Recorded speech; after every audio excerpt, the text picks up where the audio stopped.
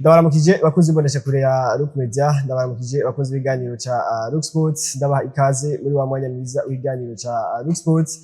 Turi ku munsi wa gatanu, turi kwigenekerezo rya 10 ukwezi kw'icumi mwaka 2025. Ni ikiganiro kuri munsi wa gatanu cyo kwashikiriza amakuru atandukanye mu musango mubizi ko ni ikiganiro kiza kudufasha kwinjira muri weekend. Ni ikiganiro twara tuganira ko amakuru yitezwe kuba muri weekend, ariko no munsi tuza guhagarara ku makuru yaraye abaye muri nondwi twaje kuba turangiza mu nkino zitandukanye. Uno munsi nije Alex Dongozi mwari mumenyereye kenshi muri Look Sports, turi kumwe na Ngurirwa Ene Darne, ariko nibaza ko yafatiriwe n'ayandi mabanga, yafatiriwe n'ibindi bikorwa mugiye kutazamura mubona hano muri Look Sports. Tuba turi kumwe n'abatumire batandukanye. Uno munsi dufise umutumire si mushasha hano muri studio za Look Media, si mushasha mu biganiro bya sport. Twari kumwe ku munsi wa gatatu muri Magic, tuko tuvuga ku ntamba mu rugamba yamaze kuba garuka. Eka ndamuramutse none ndamuha ikaze ace abaramutse. Murakoze cyane kongera kunyakira muri studio za Look Media. Ko batari banzi naho nari nivuze nitwa Ntwari Derrick, benshi banzi kuri Deco, directeur sportif wa Barcelona. Haba ngarutse ngaha dusangire ikindi kiganiro ca sport ku makuru yoba yararanze indwi muri football, eka no mu zindi nkino zaraye zibaye. Murakoze cyane. N'amakuru y'inkino hano mu Burundi, naza ko tuza guhagarara umwanya munini, tuza guca muri football. Intamba mu rugamba zaraye zikinye urukino rwa mbere inyuma yuko kino kibuga ca Stade Ntwari cuguru Chelsea cyari kimaze iminsi kiri mu bikorwa. Intamba mu rugamba zari zaki Harambe Stars ni muri za nkino zo kurakurana mu kurondera itike ryo kuja mu gikombe c'isi yose umwaka wa 2026 muri Canada, muri Mexique ndetse no muri Leta Zunze Ubumwe za Amerika.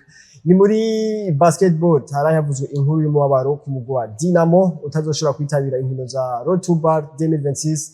Umva ko nta mugwi wa hano mu Burundi tugiye kubona muri izo nkino, muri iryo higanwa rya mbere rikomeye ku mugabane wa Afrika.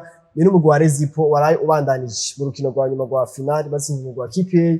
Ni muri EABCC, East African Basketball Champions Cup muri gisagara ca Nairobi. Nandi makuru za guca ku mugabane wa Buraya mu nkino za ni trêve international, bako ni ibihugu biriko birakina, tuza guca hirya no hino. Reka tumira amateka yacu yaduheze tugaruke n'idonite.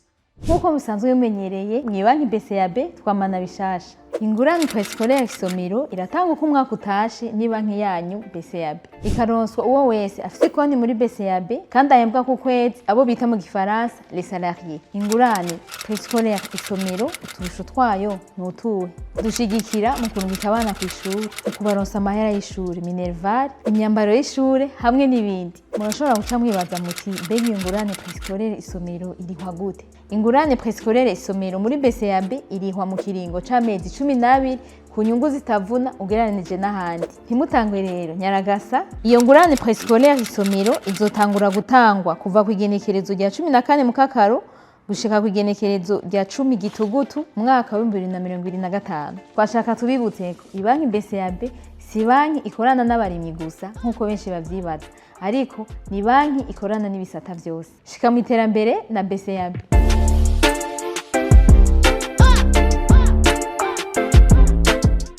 Twamaze kuba tugaruka, twamaze kuba twinjira mido ry'iganiro cacu ca Look Sports kuri uno munsi wa gatanu. Nibaza ko amakuru y'inkozo guhera mu mupira w'amaguru muri football hari ejo. Novuga ngo kuri Stade Ntwari igihe c'isa 9 ubona ko abarundi bari benshi cyane, bari barindanye igishika no rukino. Nibaza ko imbere ko twinjira mu byaranze urukino muri nariya makuru y'intamba mu rugamba, eka mbaza mugendaje Derrick, ejo twarabonye inkino zigaruka za equipe nationale zigaruka kuri Stade Ntwari. Twavuga ko bijya byerekana iki mu mupira w'amaguru mu Burundi? Igaruka rya equipe nationale ku kibuga Stade Ntwari ni ikintu novuga ko twari turenderanye igishika twese cyane. Ni ikintu twari dukumbuye muri make, kubera inyuma y'imyaka ishika kuri 4 equipe nationale itakirira ahiwacu. Ni ikintu cagora abakunzi mu giserukira bw'igihugu kandi kikagorana equipe nationale. Rero kuba baragarutse hajya bakaza bagakinira imbere y'abakunzi babo, bagakinira imbere novuga bamwe bagakinira imbere y'abavyeyi babo, imbere y'abagore babo, ni ikintu ciza cyane n'inshuti n'abagenzi, ni ikintu ciza cyane novuga kuri equipe nationale kigiye no kuza kiradufasha no mu nkino zindi ziri imbere. N'urukino rwaje kuba ntacyo twari ko turaronderamo, rwari urukino twari twavuze ku munsi wa gatatu tuvuga ati n'imiburiburi ni match de classement ya classement FIFA isohoka ku kwezi ni intamba mu rugamba zamaze kuba zisezererwa muri Coupe du Monde 2026. Ubona ko n'urukino baje gukina n'igihugu ca Kenya, n'igihugu ca Kenya muri Nairobi bari banganije igitsindo kimwe ku kindi nimba atari ubusa ku bundi kimwe ku kindi. Uno musi ubona ko ni Kenya yaje kubatsinda igitsindo kimwe ku busa, twari twavuze intamba mu rugamba bihagije ku munsi wa gatatu, ariko uravye n'urukino ubona image ya equipe nationale dufise uno musi ari yayo. Turavye urukino ejo equipe nationale y'u Burundi yatweretse n'urukino rwaje kubamwo akagorane gato, ariko byatweretse ko dufise equipe ishobora gukina bivanye na adversaire wese uwo ari we wese bari kumwe. Twagiye kubona equipe turonka carton rouge ku munota wa mbere ya Bonfils Kalebe hakiri kare cyane, urumva ku munota wa mbere bisigura yuko nawe muri we atari bwaje muri match. Novuga yuko twatanguye match tudakwiye. Rero kuri ubwo ni ikintu caje gutuma tutabona neza equipe nationale yacu, ariko ni equipe nationale muri rya minota yose bamaze badakwiye batweretse yuko bashobora guhagarara imbere ya Kenya naho batari bakwiye. Abakinyi 10 tukarusha Kenya gutembereza umupira mu gice cya mbere canaheze twirusha n'amaoccasion tumaze kurata bo bari bafise shot on target imwe yaje kuboneka ku munota wa nyuma ivamo na corner birangira ari ubusa ku bundi mu gice cya mbere. Ariko tugarutse mu gice cya kabiri vyerekanye ko Kenya hari ikintu nabo bizi, baraje baratwempoza jeu yabo dusubira inyuma gose kuzibira. Kocha nawe hari utuntu tumwe twagiye turamugora ku remplacement kuki, ariko ni equipe nationale yatweretse image nziza itwereka ko dufise abakinyi benshi beza kandi bo kwizera. Ya ariko nyaza ko harimo logique gatoyi, harimo logique twakinye match presque match yose na tudakwiye abakinyi 10-11 nyaza ko ni si ikintu coroshe cyane.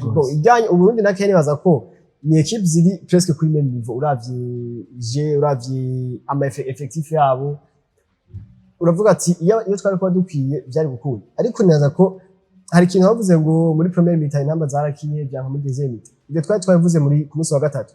Nyaza ko ivyo bimaze igihe bavuga ngo Burundi bwakinye neza, mugabo wakinye neza byasitse, umva ko nta logique iriko. Izi ntamba mu rugamba uno musi basigaje urukino rumwe muri eliminatoire baduja mu gihugu ca Gabo. Eske Gabo yaraje gutsinda mu gihugu ca Tanzania twayakiriye, ubu muri Gabo ho bona tuzakunda?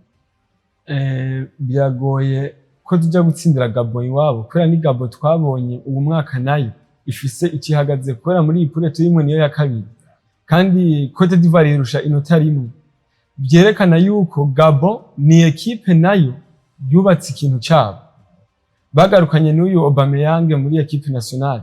Rero kuvuga ko twogenda Gabo tukayitsindira iwabo biracagoye cyane, kubera turavye nka Kenya iyi match dukinye ego naho ibyo bitavugika ngo twakinye mwatsinzwe ntimuba mwakinye, kubera equipe yose iri nziza iba yakinye. Ariko kugenda tugatsindira Gabo iwabo twanganirije muri Tanzania aho twari ko turakirira muri ico gihe biragoye ko twogenda iwabo tukabatsinda, mu gihe twebwe kandi novuga ko burya Kalebe kwa tumutakaje ni element nini dutakaje kandi ikomeye imaze kutwereka byinshi muri equipe nationale.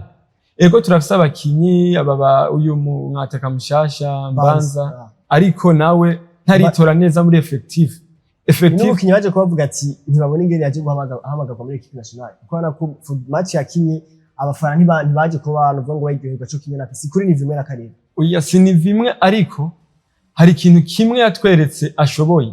Iyo aza kugira umukinyi bakinana mu numero 10 canke akaronka numero 9 amafu yakujya bari batangiye bakina 4-4-2 Kalebe akaba hari, kubera ari imipira aja muri duel akaganya duel umupira akawugumana, ariko akabura uwo baza kuwukinana, kubera wasanga Bigirimana Gaël yakinira inyuma hamwe n'uyu ubari kwakinana hagati ni Eldinho oya yari Musanga ari ugasanga bo baracyari inyuma, kubera bari ko bakina defensive bari ko bakina bo offense cyane. Rero byaca bimugora. Rero ku rukino rwa Gabo tugiye gukinira muri Gabo novuga yuko simvuze ntabwo botsinda ariko ni ikintu cotugora cyane. Nibaza ko ni ikintu cotugora cyane ko uno musi ntaco turiko turondera muri uno musi hariho CAN 2025 hariho CAN 2025 igiye gukurikira mu naza ko mu kwicumi na kabiri cyangwa mu kwambere intamba naho nyene ntizoba zirimo. Uno musi objectif ni CAN 2027 ni CAN 2027 ni objectif sikaye ku ntamba mu rugamba. Eske uno musi tuvuge ko uno mu coach Sangwa Patrick bamuha iyindi chance yo kurindira bamureke kuko izi competition zose nta nimwe yatanguranye nayo zose yaje azifatira hagati. Uno musi bomureka CAN 2027 bakayimo bakayitegura kuva mu 2020 gushika barabe muvyeyi. Je kuri avi wanje ndabona yuko bomureka bakamureka akabandanya ategura ivyo yatanguye. Ego equipe nationale yayitoye bamaze gukina amamatch amwamwe bose kandi baragaye ati equipe nationale dufise kocha siwe ikiniki tarabakinya tumako tutabona igituma batumako uri kurambwira ko usiga Marco Weymans ugatuma ko uyu musore yarakina muri Vitaro yagiye muri Rayon Sport. Ijo ni ikintu je ntari gutahura na rimwe. Rego cyatubona Sangwa Patrick araje hari abakinyi benshi ariko arakura ku mugabane wa Buraya bakaza bagafasha equipe nationale. Duhere kuri bagarije ba Mateo uyakina nimero 2 yitwa Close. Tuje kuri uyu mwataka nawe bazanye yakinye match yiwe ejo. Ni ikintu kitwereka yuko ahari ariko arakurikirana abakinyi ariko araraba ati mbega uyu yomfasha gute muri system nkina uyu yofasha iki. Rero ni ikintu ciza bomureka gategura. Je ndafise ikizere yuko natwe 2027 tuzoba turi muri CAN kandi hari ikintu natwe tuzokwerekana nk'u Burundi. Na amakuru yakora avuga kuri equipe nationale, na amakuru yakora avuga ku ntamba mu rugamba. Reka tuje muri basketball, tuve mu ntamba mu rugamba tuje muri basketball. Nibaza ko ni inkuru y'umubabaro yayiriwe iravuga ku munsi w'ejo nibaza ko ibandanye ivugwa hano mu Burundi ndetse no ku mugabane wa Afrika hose. Umugwi wa Dynamo bamaze kuba bamenyesha ko batagiye kwitabira inkino za Road to Bar 2026. Ni ukuvuga ko na Elite 16 ntibizokunda na ya bar nyezi na nyene umva ko bitazokunda nta mugwi n'umwe hano mu Burundi tugiye kubona ubona ko ni perte ikomeye cyane, ni ikintu cyo kugira ingaruka mbi zikomeye cyane kuri basketball mu Burundi. Ubona ko ari ibintu bigoye ariko hamwe ubona ko amatangazo sohoka ni menshi. Twabonye itangazo rya FEBABU ryaje kuba risohoka ariko umuntu agaca yibaza ko Dynamo bijya vyabaye muri 2024 igihe baza kubakura muri bar bivanye n'ibintu biri 2025 umwaka uheze urunani gogo rwaragiye byashobotse ko rugenda nubwo bitakunze kurushika muri ya bar ya proprement. Uno munsi ni Dynamo dufashe itangazo naza ko nibyo umuntu ashaka guhagarara kuko niyo nkuru nyayo. Ni itangazo rya FEBABU rivuga ko Dynamo ntiyashoboye kubahiriza amategeko, ntiyashoboye gukurikiza ivyasabwe n'ishirahamwe rya basketball ku mugabane wa Afrika. Nuvuga ngo ibihano bafatiwe inyuma yuko bakuye muri bar ntibabishize mu ngiro, ntibashoboye kuvyishura. Ivyo nyine nibaza ko ni ibintu bigoye gutahura kuko abantu benshi bari bazi ko bijya bihano vyafatiwe FEBABU bitafatiwe Dynamo. Uno munsi uri kurabirabona ingaruka mbi bishobora kugira kuri basketball kuri Dynamo. Tubiravye ico ni umubabaro ku muntu wese akunda basketball ngaha mu Burundi, kubera ko Dynamo umwaka igenda gashika muri board bakayikuramwo. Yari equipe yari yamaze kutwereka ko muri board ari ikintu ishobora gutanga match ya mbere bayitsinze, kandi equipe batsinze gacikina finale byatweretse ko Dynamo hari ikintu yari yagiteguye. Rero kuca tubona Dynamo iraje iratsinze ibaye ya mbere muri VBL playoff irazitsinze, hageze ko isohoka twaca tubona inkuru ivuga yuko Dynamo ishobora kugenda. Ni inkuru y'inca mu mugongo niko novuga. Rero je novuga ko ngahi iwacu mu Burundi abantu nk'abana bariko barakina basket ariko baraduga, umwe wese azokina avuga ati none nzokina kandi ataho nzoja ntibazombona. Kandi biragoye ko twumva umukinyo ngaha mu Burundi yasohotse yagiye gukina ahandi. Ivyo tuvyumva gake. Ego hari aba bagiberi baragiye mu Rwanda barandiri baragenda, ariko nta bantu 5-6 tuzi bari hariya. Kandi championnat ya basketball mu Burundi yari yatanguye gutera imbere. Twabona abakinyi bavuye mu equipe akomeye baje gukinira urunani Dynamo Rezipo izi za Tigers. Tukabona iyi VBL ni championnat irikiraho inguvu aba bantu bakina ngaha tukavuga ati mu minsi iri imbere tuba dufise equipe nationale ikomeye, ariko hagaca haza iyi nkuru ivuga ko Dynamo itazoshobora kugenda bivanye nuko batakurikije ibi na biriya bari basavye na FIBA. Ni ikintu caje kuba kibabaza buri muntu wese akurikirana basket. Rero ico kintu kiratumye championnat VBL isubira hasi, kuko sinumva ko hari umukinnyi azokwemera kuza kandi akaza gukina muri VBL kandi aziko uwo mwaka naho bosohoka bitazokunda. Kandi n'abaperezida baradebukirwa, aravuga ati ni gute nkoresha amahera nkitanga nkagura abakinyi nkagira ikintu kiriya kugira basket yacu itere imbere, tugaca tubona bigarutse hahandi ntidusohotse naco bitumariye.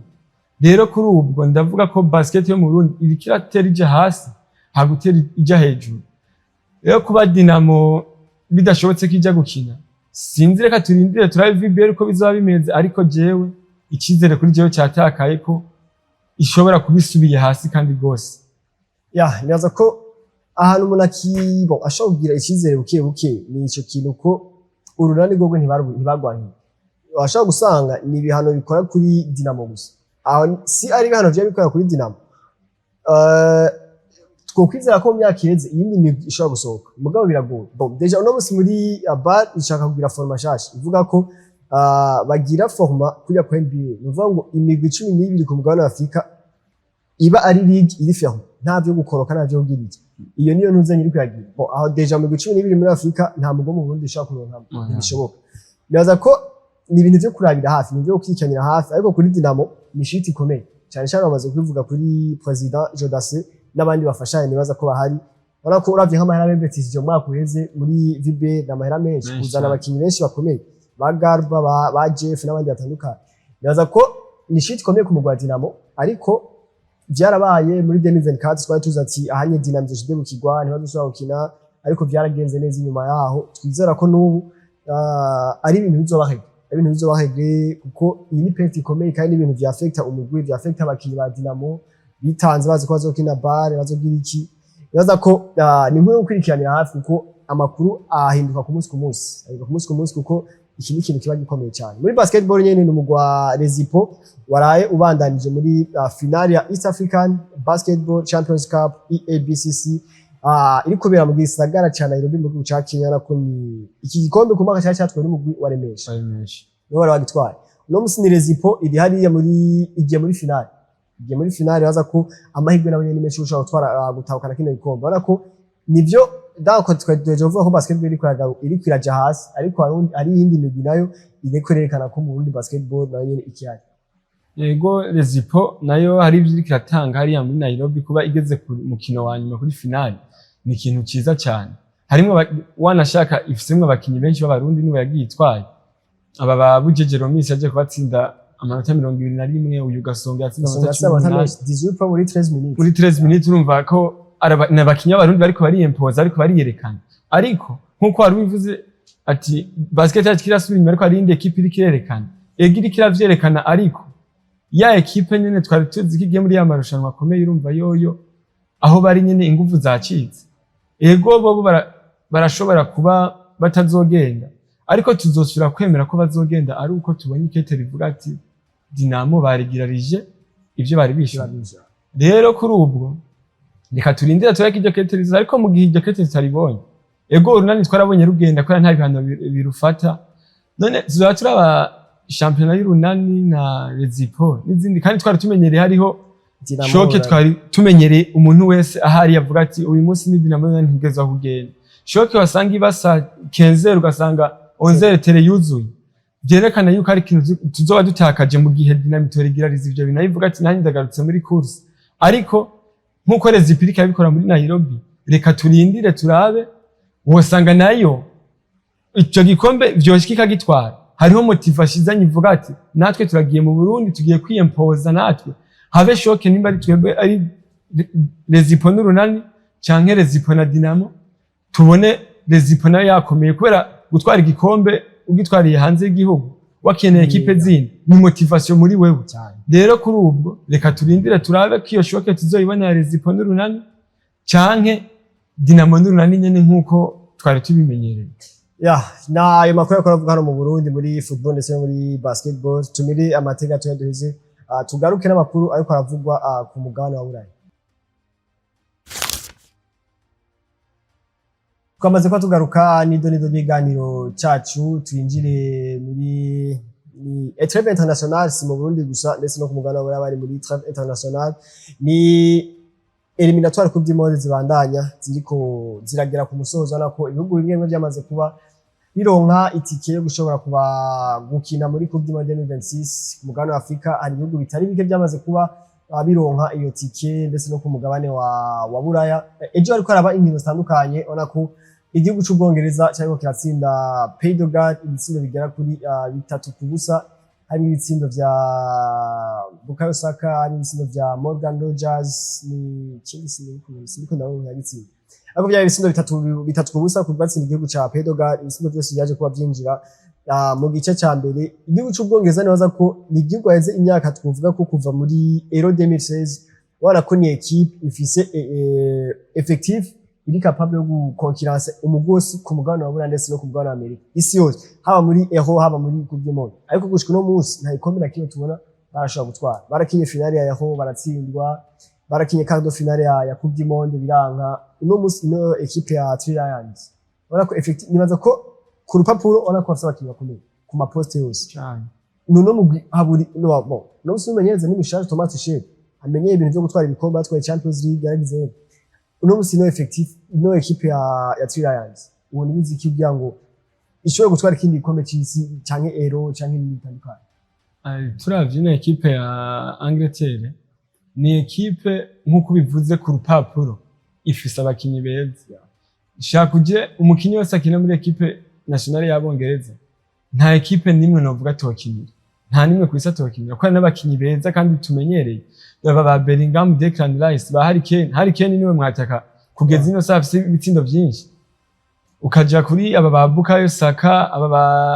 ba Rashford bonaza ko effectif yabo ni effectif nini kandi ikomeye wowe hari abakinyi umva basize ukumva batwaye ukumva none uyu bamusize batwaye ukumva ntangorane nimwe ni equipe kuva mu myaka yahe twumva bidogera cyane umukoca bahorana yo Southgate ni umukoca batazi system bakinishamo abakinyi ni equipe twabona yaragenda igakina ariko ntutahurikina kimwe ariko barakina wabona abakinyi bakomeye yabashize mu kibuga gusa ukavuga none kaba bari mu kibuga equipe iriko byanka kitsinda gute ariko nkuko benshi bakunda kwivuga burya resultat mu bihugu byo hanze zibazwa coach kwa nta mukinyi bazoza kwirukana muri equipe birukana coach igihe cyose coach naho bo muha abakinyi ameze gute bakinishwa nyene babaguha bitange resultat ariko Southgate twari tuzafise abakinyi beza atamukinyi umwe adafise poste yose yafise kabakinyi umwe canke babiri bameze neza ubwati wina hatanga ubyo ari hanze ni yazarakina anasumvye uyu canke uyu yahora ari kuri bench no musi yatangiye mu kibuga hari ivyo za gutanga byiza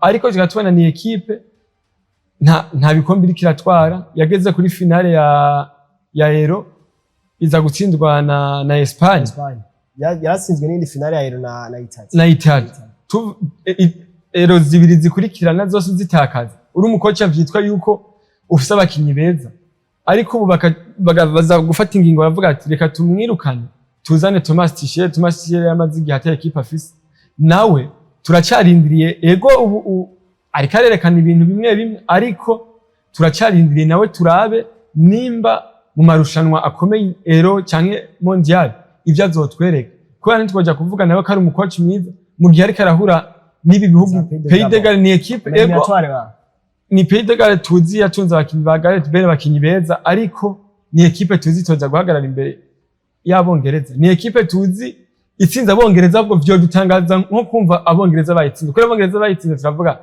twari tubizi ivyo nico twari turindiriye ariko Pays de Galles itsinze turavuga Abongereza batsinzwe gute na Pays de Galles rero kuri ubwo ni equipe y'Ubwongereza tworindira tukaraba Thomas Tuchel nawe cyo yahinduye tukamurindira muri aya marushanwa akomeye i Euro canke Coupe du Monde ntitwoza kuvuga muri izi eliminatoire ngarakomeye canke iki oya reka turindire muri iyo Euro canke muri Coupe du Monde tuzora ivyo batanga iyindi ni naza ko ni Norvège cyangwa ko inyuma y'imyaka igera kuri 28 meya agera kuri 28 itaje muri Coupe du Monde no musamaze kuba ishika mu bikombe cy'isi iri kumwe na Erling Braut Haaland iri kumwe na Martin Odegaard iri kumwe n'abandi batandukanye nako ni Norvège noza ko ni ikintu nibaza ko twagara cyane kuri Erling Haaland uno musi wavuze Harry Kane ko afite ibitsindo byinshi muri ariko urabona ko début de saison ya Erling Haaland muri Europe urabona ko ni iri prometteur nibaza ko bibandanije ari mu bakinnyi ashobora kuba bazogwanira ino Ballon d'Or ya 2026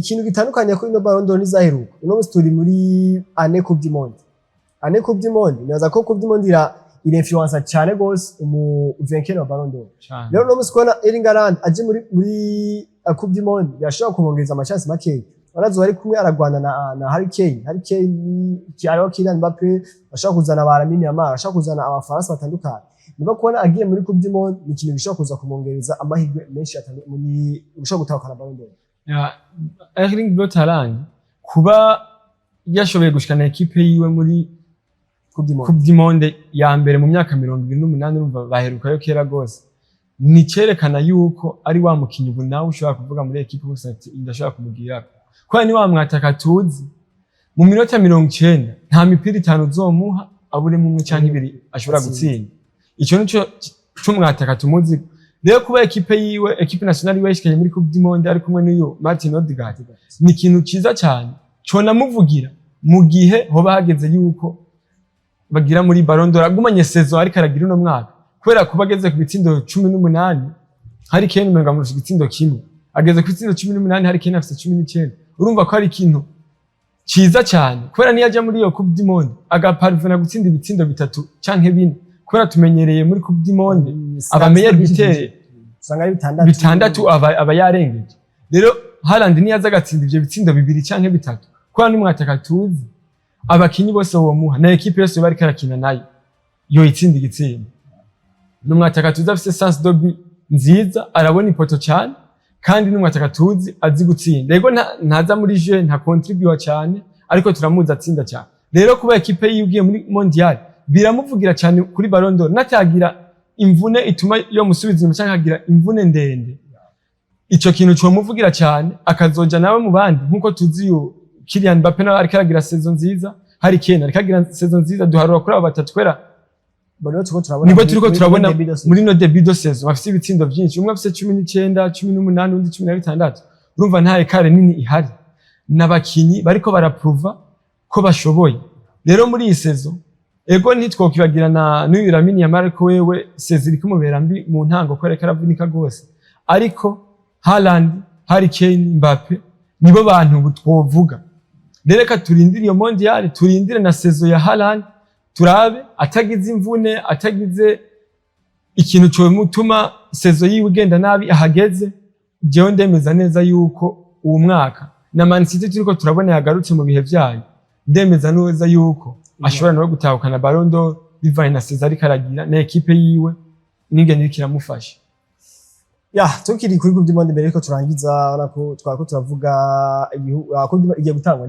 iyi niyo treve ya nyuma muri avant za Coupe du Monde indiraza kwizo bari mu kwa gatatu cyangwa mu kwa kangahe uno munsi ni hariho ibihugu ushobora kubona bakavuga ati iki gihugu kiri favori muri Coupe du Monde turazi Argentine turazi Ufaransa turazi inde kubwawe uravye ni na Coupe du Monde itandukanye n'izindi zeru kuko ni Coupe du Monde zo kwitabirwa n'ibihugu bigera kuri 48 byahora ari 36 uno musazo wari 48 pays ku mugabane Afrika washoboye kongerwa ibihugu bitandukanye washoboye kongerwa ibihugu uno musi ibihugu 9 biri qualifié d'office n'ikindi kimwe kizoca muri barrage ona ko ni dushaka kuronka ibihugu 10 amahirwe zo ykorera kuri Afrika twarabonye muri Coupe du Monde heze Maroc iza gushika muri demi finale ijya mbere mu mateka y'umugabane wa Afrika uno musi kubwa ukoraba ibihugu amahirwe muri Coupe du Monde dufate muri 48 bizokwitabira bitanu vya mbere jewe ndahamahirwe equipe nationale y'u France les bleus ndahamahirwe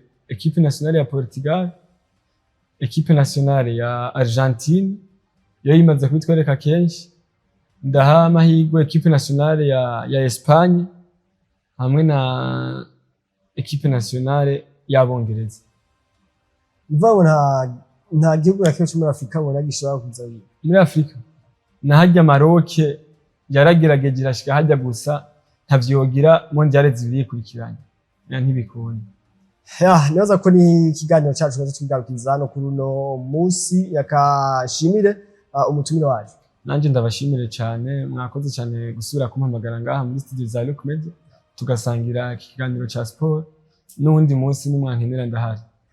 Reka nabashimira namwe bakunzi ba Look Media, bakunzi b'ibiganiro ca Look Sports, tubatumye kwanda mukurikirana ibiganiro mushikirizwa na Look Media bitandukanye, mugire aho muba mwubahwe, mugire n'intango nziza ya weekend naho utaha.